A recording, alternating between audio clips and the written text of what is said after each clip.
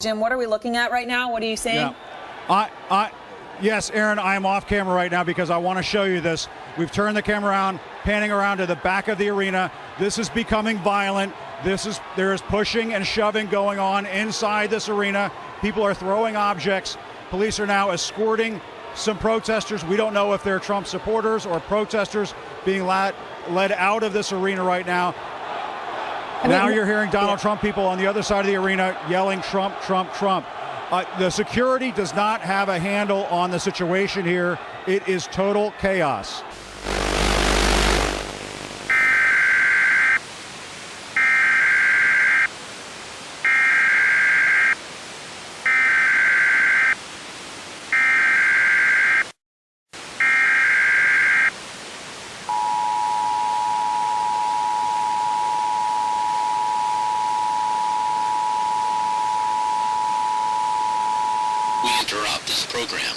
This is a national emergency.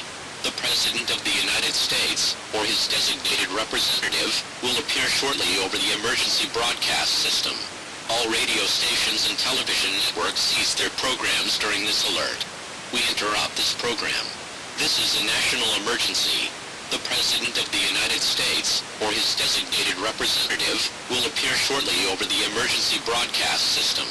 All radio stations and television networks cease their programs during this alert. Please stand by. Please stand by. Please stand by.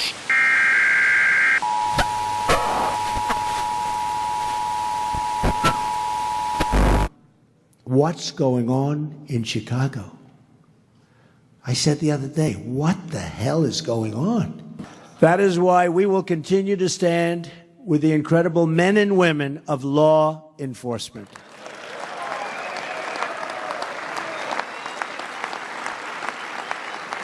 All of us here today for the same reason, to serve the citizens of our country. We are not here for ourselves. We are here for them. We are here for the people.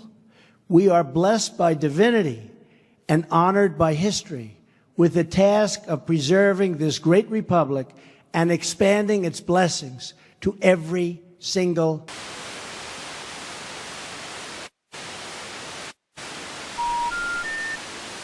We seem to be encountering some technical difficulties. Please stand by.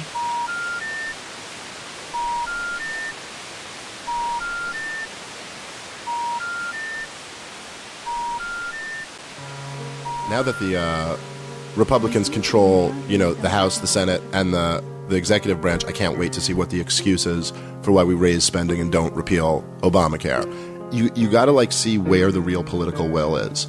Small government, or the Democrats want, better education, or whatever their fucking game is. They talk all this shit the Republicans and Democrats just won't work together. Look, the Patriot Act expired under Obamacare, right? And when the Patriot Act expired, I think it was maybe 2 days, they had the USA Freedom Act was passed.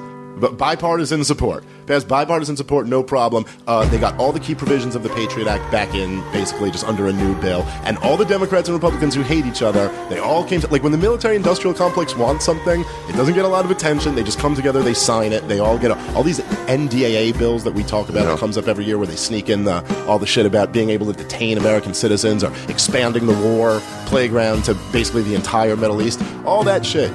That's where there's really political will. It's actually insane, but this is how it works. They don't read the bills. What they do is they present you with a 2,000-page bill, and it was written in secret, and you got to vote on this tomorrow. In general, what it is you don't really need to read the whole bill, right? Because all you need to make sure is that you got your lobbyists 3 provisions in there. So it's you got your people, you got them taken care of, okay, good. Then that's the bill. And that's what the whole bill becomes. Everyone just getting their fucking, let me get my hand out, this guy's hand. It's just an incredibly corrupt system. Seems broken. Oh, it's horrifically broken. And all the big problems we have right now, the major problems in America, the fact that we're at the longest wars in American history and fucking millions of Muslims are dead, the fact that we have the largest incarceration rate, the fact that we're bailing out banks and fucking running up the record high debt, all this shit is because the government's grown so big. It's obvious. It's all problems of big government. It's the problem is that they're spying on everybody, that they're fucking it's all problems of the state has grown out of control.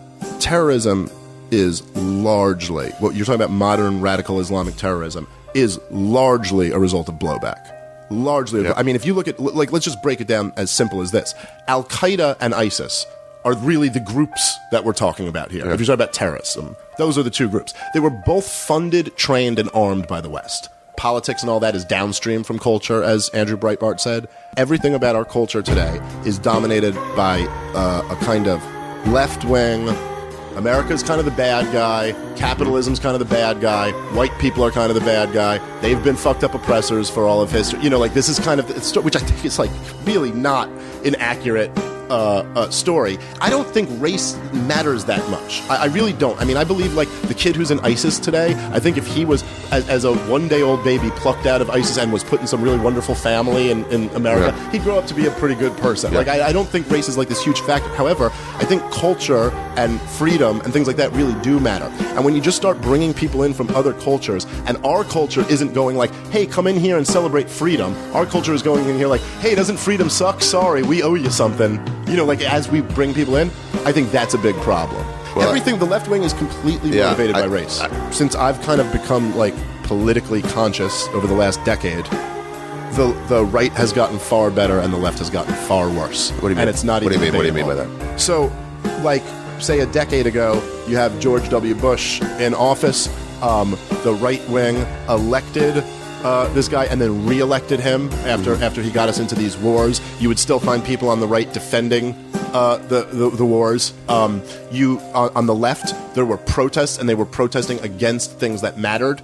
They were protesting against the wars. They were protesting against the Patriot Act. They were to some degree focused on resisting the true horrible things that this president was doing. And then you felt like somewhere along the lines, like, they also were better on drugs and better on, you know, mass incarceration. They thought the left, yeah, you know, police accountability, stuff like that. So generally they seemed better. Now, over the last 10 years, on those issues, I mean, they've gotten, I mean, not like slightly quieter. Like, they've gone away. The anti-war left under Obama all but disappeared. There were like 3 people. Really did, huh? We haven't pulled out of those countries. If the issues that the left cares about now, like in a human level, if you talk to them, it's like Trump could bomb the third world tomorrow and then say something offensive about transgendered people. And, like, the first wouldn't even be a footnote. Like, it'd just be a hurt. They've gotten into microaggressions and safe spaces and white male privilege, and it's like they've just gone off the rails, the left, with, like, what the issues they care about. But the right went from, like, being way pro-military to now they supported a guy who said we were lied into the Iraq War, we never should have fought it, like a complete repudiation of the Bush foreign policy. They've gotten far, far better on issues like gay rights and forcing religion on people. They've almost retreated from all these arguments. Also, with free speech, they've gone from taking down any sort of, like, paintings that have nudity in them into, no, everyone should have the right to say whatever they want. They've learned their free speech lesson on the right because the left has taken so much power, and when someone takes power, you learn that. You go like, oh, wait, you're going to use this power against me? Let's all agree to just freedom of speech, you know? Seems when you take back power from a controlling party, there's 2 ways to go. There is, let's kill them. Let's kill the people who were in charge of us, which is what they did in the French Revolution. Or there's the other way, which I think is a 10 to 15% way to go, which is, let's not do what we didn't like them doing. Right. Let's be inclusive, and let's be educational. Right. You know, the left is like, we want to have a conversation about race, and the right is kind of like, we don't. The alt-right has done something very different. The alt-right has said, hey, left, we want to have a conversation about race, and we're not playing by your rules anymore. We're going to step on all the third rails. So they've gone a very different route than the right was going my entire life. And here's the thing. They've now challenged the left to have that conversation without the rules, and the left is utterly incapable of doing it because they haven't been, like, testing their debating skills. They've just been calling everyone racist for the last few decades. So they don't even have an answer for this, and they haven't actually sat down and thought about, like, how important culture and freedom and all of these things are.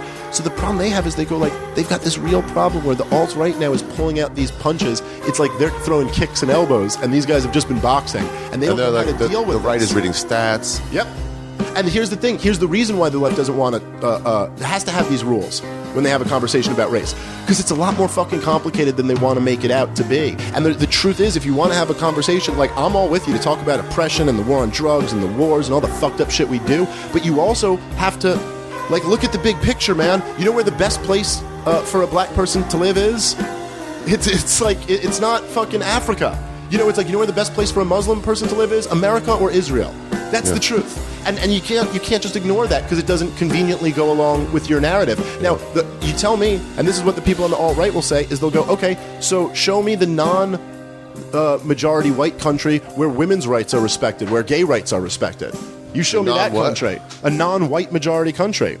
Yeah. So it's like, while you want to have this conversation, now, I personally don't think that's because of the whiteness of their skin. I think that has a lot more to do with culture. Yeah. But you still, once you realize that, you do have to admit that, like, the left kind of has this thing that's kind of contradictory, where they're hostile to Western civilization, capitalism, and white men, yet those countries are the only ones where you see these values that they claim to prefer, like women's rights and gay rights.